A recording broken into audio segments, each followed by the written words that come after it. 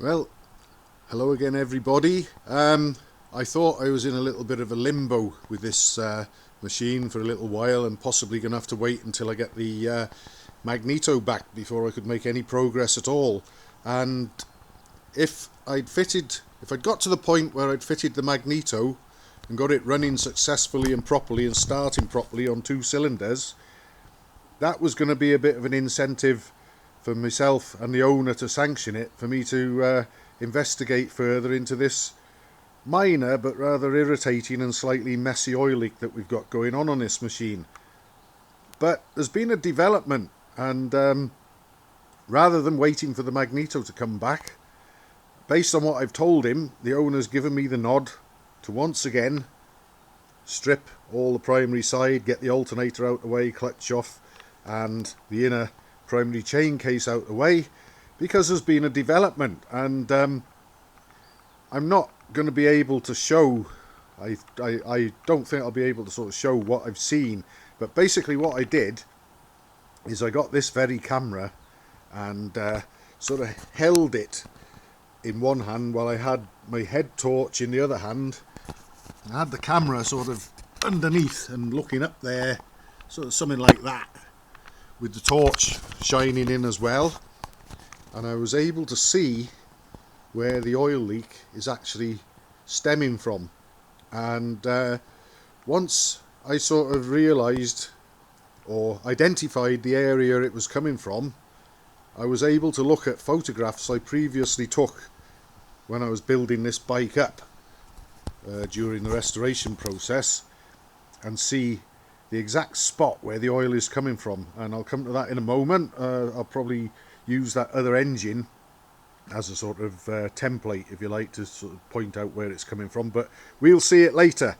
But the reason I've never seen it before is obviously when I was putting the engine together, I put the engine in the frame when I put the bike together, and obviously had to add all the sort of bits and pieces like the primary drive and alternator and everything afterwards. And of course I wouldn't have had any oil in the engine at that point prior to fitting this primary case, and perhaps for a little while afterwards. So I wouldn't have had my attention drawn to any oil seepage coming from that location that's giving us the trouble. But basically what we've got, and this, very likely this engine has done this all its life from new possibly, there's a little pinhole, a little tiny crater, and I'll show you where it is roughly on this engine. It's right there where I'm pointing, and it's tiny, and we'll see it because I'm going to be stripping the primary side down on the Connie, and you'll see it for yourselves in my next video, I hope. But it's just a tiny little crater, and I think it's a flaw in the casting of the crankcase that's obviously very slightly porous, as well as being a crater. It's obviously a little blowhole into the area that forms the oil tank of the crankcases.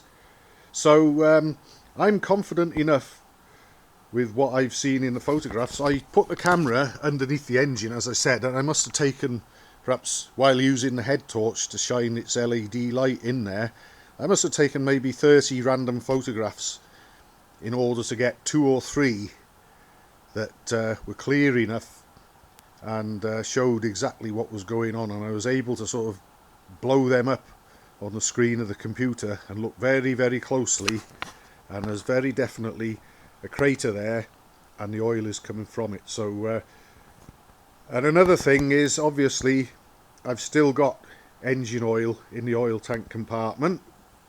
I won't be draining that, of course, because I want to see it oozing out when I take this away. But the other thing is, the leak is so small, when I've taken this off in the past, I've actually, one of the first things I've done is obviously wipe everything clean as I go, and I've probably wiped the evidence of the leak away and therefore missed it. But this time we're going to see it, I'm going to see it, I'm going to get my hands on it, and I'm going to do my best to fix it. So if anyone's interested, watch this space. We'll be seeing in the next video, I would have thought, where the oil is coming from and how I'm going to deal with it. And obviously, as usual, this will go in the playlist of videos connected with this machine's latest visit to my workshop, and all the previous videos will be linked into this one as well in the playlist. So I'm going to get my put the camera down. We've got a wasp buzzing around my camera, that's what that noise is. I'm going to put the camera down, roll my sleeves up and strip this primary side once again and get at that oil leak. So watch this space if you're interested, folks. Shouldn't be too long before all is revealed.